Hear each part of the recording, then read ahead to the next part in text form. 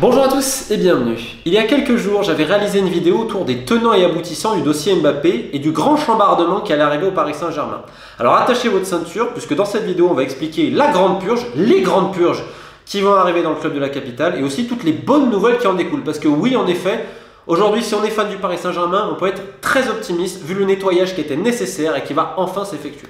Alors premièrement, on le disait depuis des mois et des mois, Leonardo, le directeur sportif, avait des relations conflictuelles avec beaucoup de joueurs, également beaucoup d'employés, donc il y a Mbappé. L'une des conditions sine qua non pour la prolongation de Mbappé, ça a été le départ de Leonardo. Alors il l'a pris, il était surpris quand même, puisque après l'élimination face à Madrid, ça a été compliqué. Le PSG avait contacté quelques directeurs sportifs, notamment Paratici de Tottenham.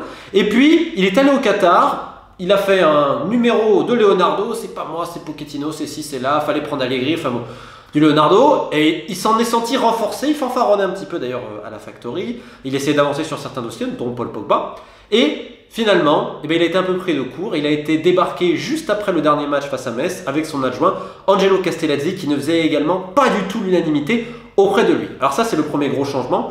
Pour le remplacer, les Mbappé, parce qu'on va être très clair, évidemment, on avait parlé de l'offre financière qui était très importante, mais tu as tout le côté sportif. Et pour prolonger, ça n'a pas été simplement des paroles en l'air, comme on a dit à tous les joueurs du Paris Saint-Germain depuis longtemps, parce que cette organisation qui est en train de complètement sauter, on se rend compte que là, le grand ménage indique bien qu'il y avait des problèmes auparavant. Et les joueurs ne sont pas dupes, le voient. Sauf qu'il fallait qu'on les écoute, et également il y a eu d'autres faits, certaines personnes qui ont remonté des informations à Doha en montrant que des choses n'allaient absolument pas, et qu'il y avait même des mecs qui se servaient au club.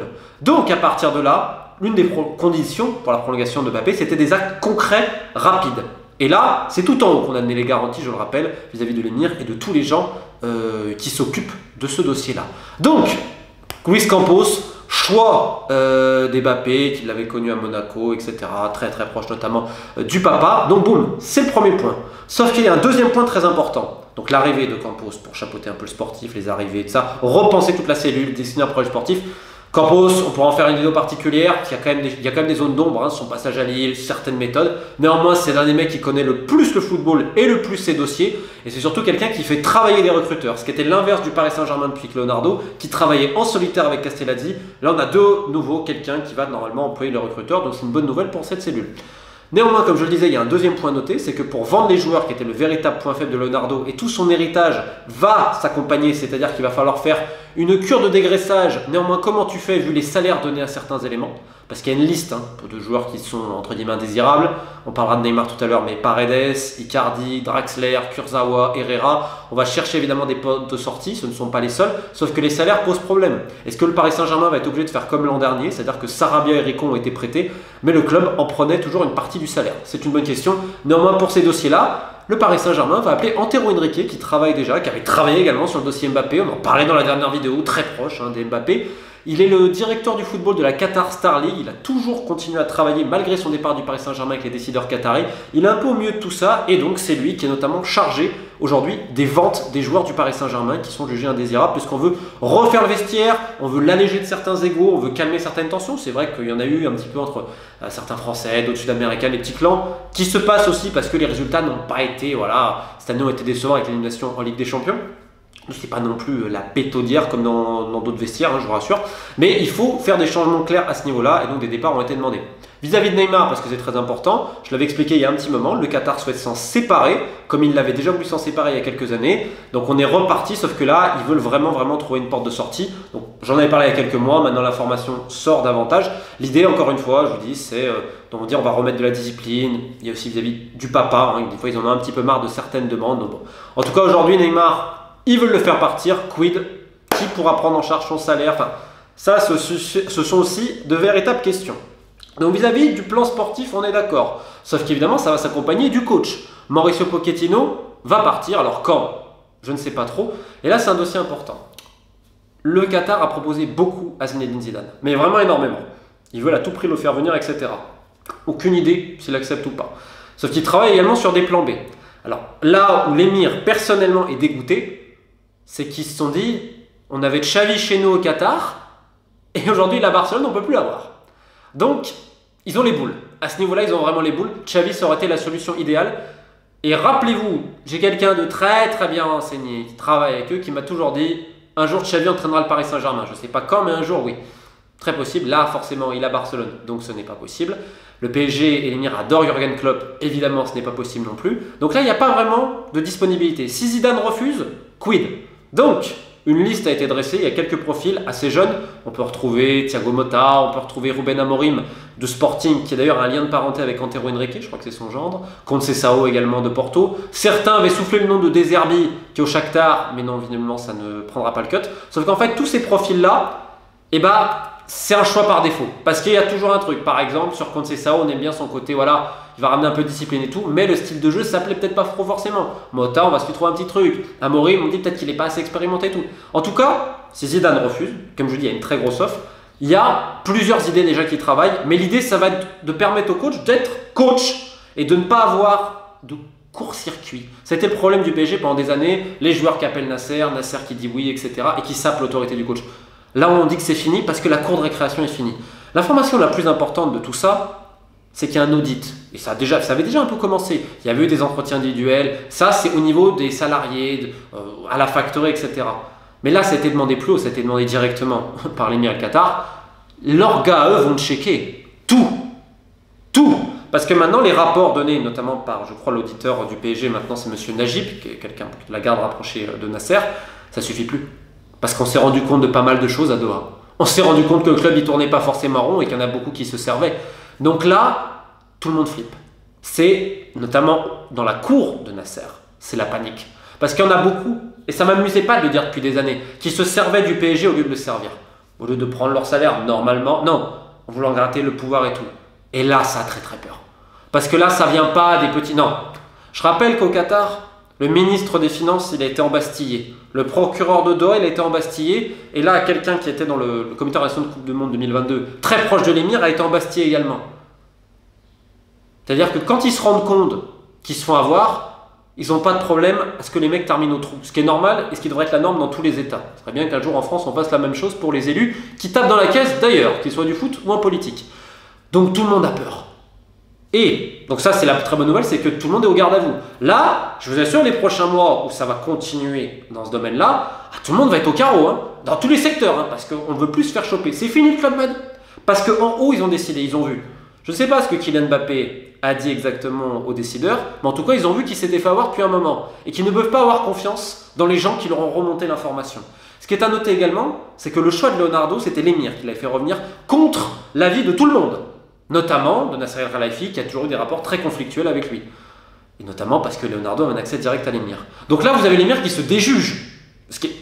On parle quand même d'un chef d'État, imaginez ce que ça représente. Le mec se déjuge, dit ok, je fais une erreur, boum. Ça fait que tout le monde aujourd'hui doit faire attention. Et c'est une très très très bonne nouvelle. Dans le même temps, vous avez un départ très important au club, c'est celui de Jean-Martial Ribes. C'était l'homme à tout faire de Nasser depuis le début, le responsable de la communication du club, mais surtout de Nasser El-Khelaifi. Si Nasser El-Khelaifi bénéficie de cette image aujourd'hui, Jean-Martial Ribes, qui devait se réveiller une fois à 3h du matin, qui accompagne Nasser de partout, c'était l'ombre un peu de Nasser El-Khelaifi. C'est lui qui a demandé à partir depuis quelques mois, donc il va rejoindre LVH, je l'ai annoncé sur mes réseaux. C'est un départ qui laisse Nasser, ça déplume Nasser. Comme on dit au club, Nasser il est à poil. Parce que Sophie Jourdan, qui était la grande avocate, etc., elle est partie il y a quelques mois.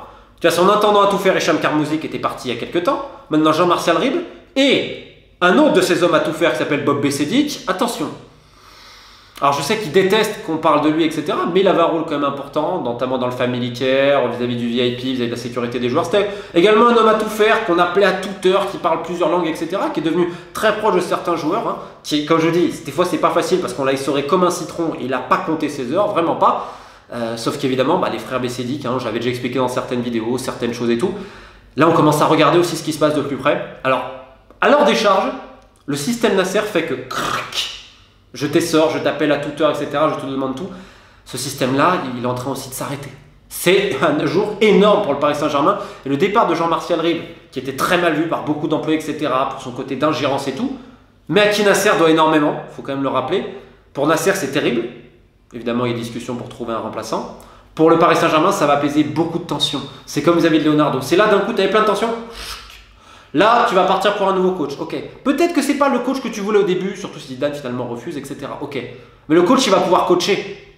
D'un côté, tu veux alléger ton vestiaire. Ça va être dur parce que tu dois gérer les héritages d'une politique sportive désastreuse, notamment vis-à-vis des jeunes et vis-à-vis des gros salaires Quand tu vois les salaires qui ont été donnés à Bernat alors qu'il a été blessé pour sa prolongation, pareil pour Kurzawa, la prolongation de Draxler, enfin il y a quantité de choses. Icardi évidemment, même le salaire Paredes ou d'Herrera, même de Wijnaldum, ça va être très dur à faire partir. Ok, et ça va, vu qu'ils veulent remettre un peu de sang neuf dans l'effectif, avec des gens à la mentalité davantage, ils vont davantage travailler les mentalités et aussi le côté physique. C'est fini maintenant les joueurs qui ont des pépins physiques, etc. Il y aura un double checking aussi au niveau du médical. Le médical d'ailleurs aussi qui est sous surveillance. Parce que c'est ça le point important, c'est qu'ils veulent purger tout. Communication, on l'a vu, équipe première, les jeunes. C'est-à-dire que je ne sais pas ce qui va se passer, mais je sais qu'ils veulent arrêter l'hémorragie, les jeunes qui partent, repenser également une politique sportive à ce niveau-là, donc qui se décidera avec le directeur sportif et le coach, mais également ce qui se passe avec des coachs de jeunes. Donc quid de Jean-François Pien, ça fait des années qu'il est là, personne ne comprend comment ce monsieur peut être encore en poste, qui est le directeur du centre, donc ça c'est une véritable question aussi à ce niveau-là. Les féminines aussi, Didier Nicole le coach, c'est fini.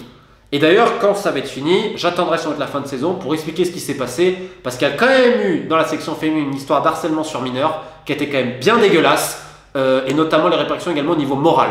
Donc voilà, c'est très important d'en parler, on en parlera bientôt.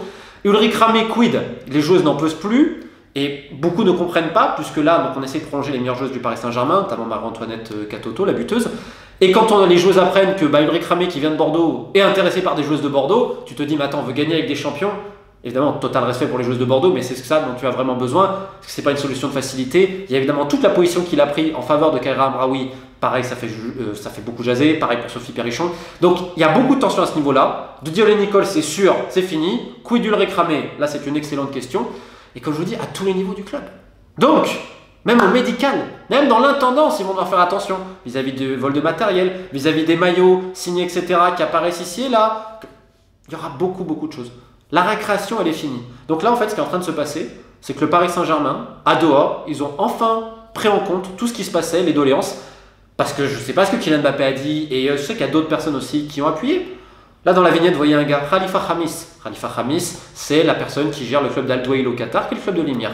Donc, c'est quelqu'un, en effet, assez proche, etc., dans les questions football. Vous croyez que ces mecs-là, d'ailleurs, Khamis, c'est l'un des mecs à l'origine de Verratti, c'est pas Leonardo. Il faut quand même rappeler que c'est l'Émir qui, à la base, de par ses conseillers, qui avait vu Verratti et tout, et Leonardo connaissait et valide, donc c'est un peu un 50-50, mais ça vient quand même des gens à Doha, parce qu'ils connaissent très bien le football, notamment Khamis, qui est un ancien joueur.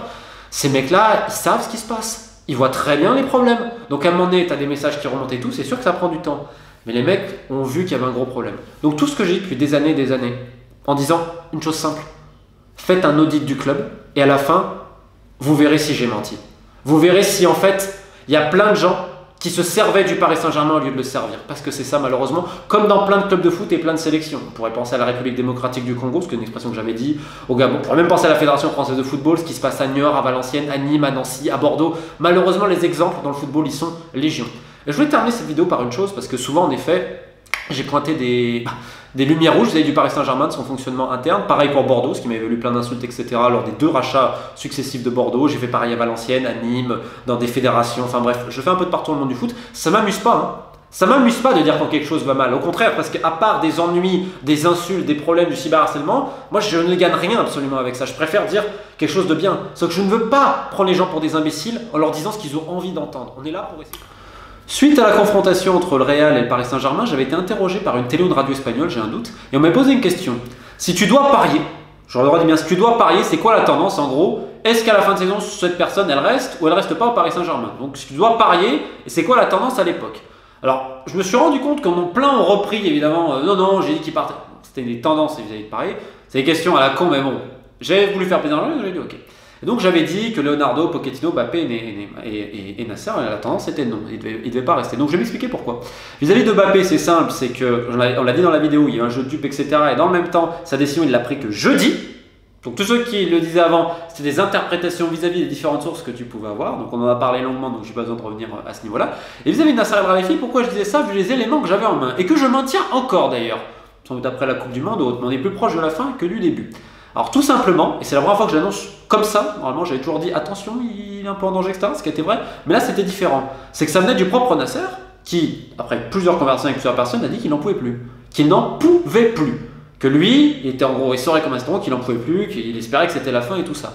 Plus en même temps, il y a son affaire en Suisse, cet appel, où donc le parquet l'a accusé d'avoir produit des faux documents. Donc on verra ce qui va se passer, la décision sera bientôt rendue. Et s'il est condamné, il perd tous ses mandats dans les instances. Alors, il risque de ne pas être condamné, ils sont assez confiants pour le coup, puisqu'en fait la FIFA avait retiré sa plainte, c'était elle la plaignante, suite à un accord financier, ce qui est quand même assez ironique. Donc, vis-à-vis de charges de corruption, il risque normalement, c'est ce qui est en tout cas la tendance, de ne pas être condamné à ce niveau-là. Quid vis-à-vis des faux documents que le parquet explique, je n'en sais strictement rien. Et il y a une autre affaire juridique qui le concerne, c'est le jury du championnat du monde d'athlétisme. Et dans le même temps, c'est qu'il y a beaucoup de voix au Qatar qui commencent à en avoir marre du tout Nasser, c'est assez politique aussi à ce niveau-là. Donc voilà pourquoi c'est tous les éléments que j'ai vis-à-vis du Qatar, le propre Nasser et toutes ses procès. Si tu me disais aujourd'hui, est-ce que Nasser il va rester longtemps au Paris Saint-Germain, je dirais la même réponse parce que au moment où il perdrait tous ses mandats dans les instances, et également je terminerai qu'avec un très grand audit réalisé, à partir de là, si on me demande la tendance, je dirais la même chose. Pour quand, j'en sais rien, parce que je ne suis pas l'émir et je ne suis pas décideur.